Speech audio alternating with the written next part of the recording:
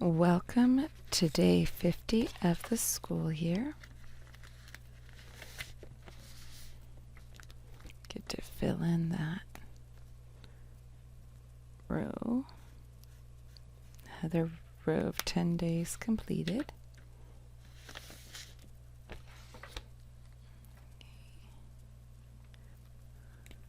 Let's get our beginning fraction. We have a total of 180 school days. We are on day 50. Let's find the factors of our numerator. Two factors we always know are 1 and the number itself.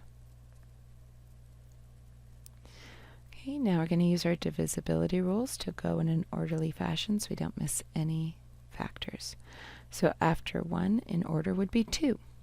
The rule for 2 is that it ends in an even number. It does end in an even number, so 2 is a factor.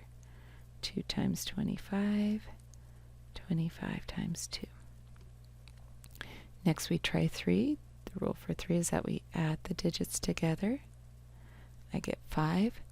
5 is not a multiple of 3, so 3 is not a factor. We try 4.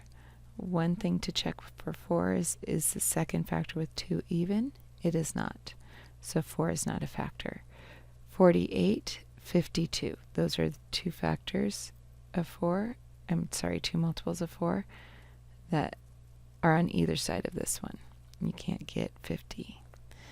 Let's try 5. The rule for 5 is that it ends in a 0 or 5. It ends in a 0.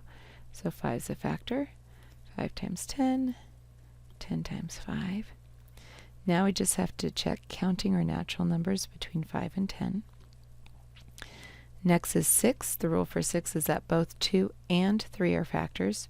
2 is, 3 is not, so 6 is not a factor. We try 7. 7, 14, 21, 28, 35, 42, 49, 56. 50 was not in that list, so 7 is not a factor. We try 8. Well, 8 times 5 is 40, 48, 56. So no, 50 was not in that list. 8 is not a factor. We try 9. 9 has the same rule as 3, that we add the digits together. We get 5. 5 is not a multiple of 9, so 9 is not a factor. Then we get to 10. We're done. So let's list our factors from least to greatest. 1, 2, 5, 10, 25, 50. Is this prime or composite? Well, we have 6 factors. That is more than 2 factors, so it is composite. Now we're going to try to find our greatest common factor. Let's start with our greatest factor of 50 and see if that works. Your groups of 50 do not have to look like mine, but you do want to keep your shaded separated from your unshaded, and there does have to be 50 in each.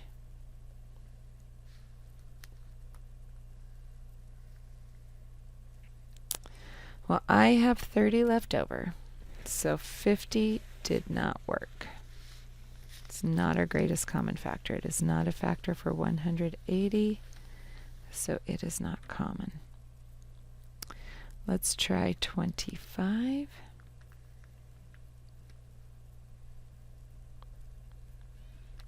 Again, keep your shaded separated from your unshaded. Let's make groups of 25.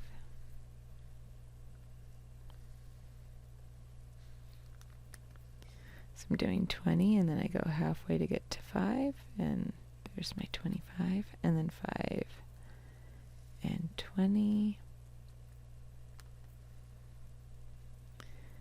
And it looks like I have 5 remaining. I have a remainder here, so it's not a factor. Factors don't have remainders. I had a remainder of 5, or 5 left over. So let's try groups of 10.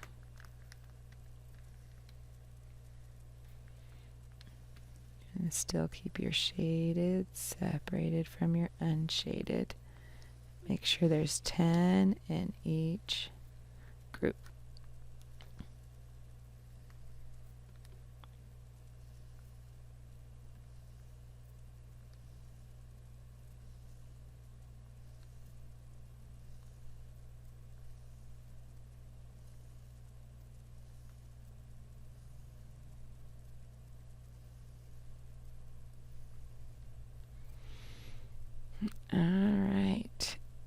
10 worked. So we found our greatest common factor.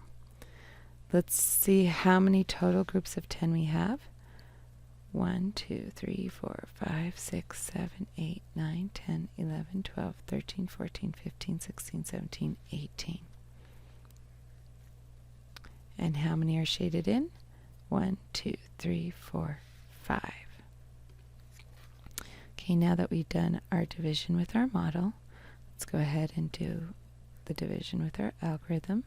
We're going to divide both of these by our greatest common factor, which is 10.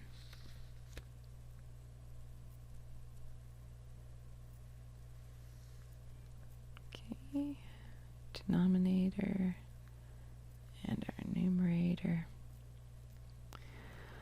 Let's see, 10 times 10 is 100. Numbers the same, zeros the game, more on top, no need to stop. 8 times 10 is 80. Numbers the same, zeros the game. 10 plus 8 is 18.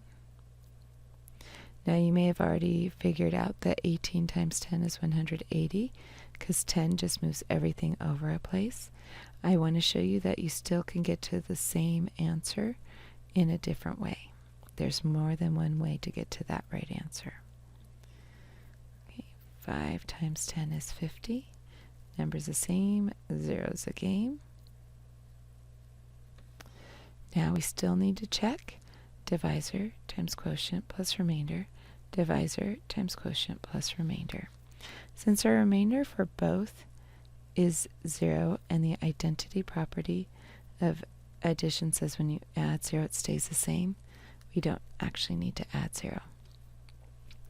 So here, even though I'm multiplying by a 2-digit number, because it has a placeholder, I can do my standard algorithm because the placeholder just moves it over a place. And then 1 times 18 is 18. This is the only time multiplying by a 2-digit that you will get a single line below. And that's only because the placeholder moves it over a place, and then you're just multiplying by a 1-digit number. 5 times 10, placeholder moves it over a place. 5 times 1 is 5.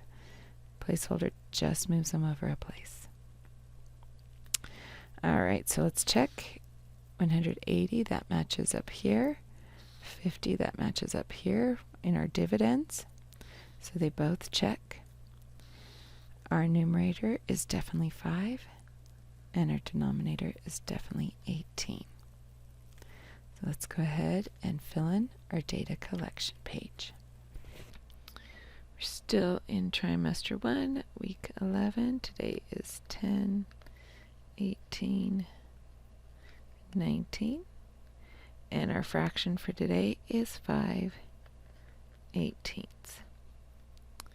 Okay, we did groups of 10. Let's get out your number line. And we have a few to get down. 10, we have 1/18. So 2/18, which is equivalent to 1/9. That's the simplest form.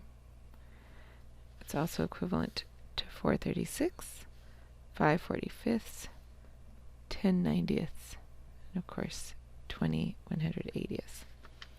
We have 3/18. Its simplest form is 1/6, or our equivalent fraction in lowest terms.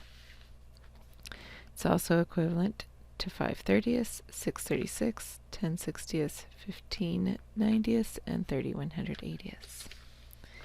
Okay, then there's 4/18, which its equivalent fraction in lowest terms, or simplest form, is 2/9. But it's also equivalent to 10/45, 20/90, and 40/180. But then we have today's 5/18. There are no lines below it because this is the simplest form, or the equivalent fraction in lowest terms.